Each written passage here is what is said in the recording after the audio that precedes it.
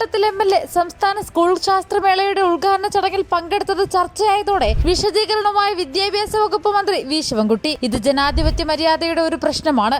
MLA ആയ ഒരാളെ എന്ത് ന്യായം പറഞ്ഞ് ഇറക്കി വിടുമെന്ന് വി ശിവൻകുട്ടി ചോദിച്ചു. അങ്ങനെ ഒരാൾ വേദിയിൽ വന്നാൽ ഇറക്കി വിടുന്നത് തങ്ങളുടെ മര്യാദയല്ലെന്ന് മന്ത്രി കൂട്ടിച്ചേർത്തു. ഇത് ജനാധിപത്യ മര്യാദയുടെ ഒരു പ്രശ്നമാണ്.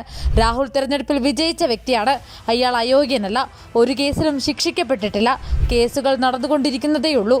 അത് ഞങ്ങളുടെ പാർട്ടിക്ക് മാത്രം കാണിക്കാൻ പറ്റുന്ന മര്യാദയാണെന്നും ശിവൻകുട്ടി പറഞ്ഞു. കഴിഞ്ഞ ദിവസം പാലക്കാട് വെച്ച് നടന്ന സംസ്ഥാന സ്കൂൾ ശാസ്ത്രമേളയുടെ ഉദ്ഘാടന ചടങ്ങിന്റെ വേദിയിൽ രാഹുൽ മാങ്കൂട്ടത്തിൽ പങ്കെടുത്തത് സാമൂഹിക മാധ്യമങ്ങളിലടക്കം ചർച്ചയായിരുന്നു.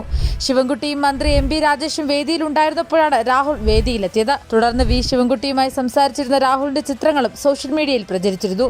ചടങ്ങിൽ രാഹുൽ മാങ്കൂട്ടത്തിലാണ് ആശംസാ പ്രസംഗം നടത്തിയത്.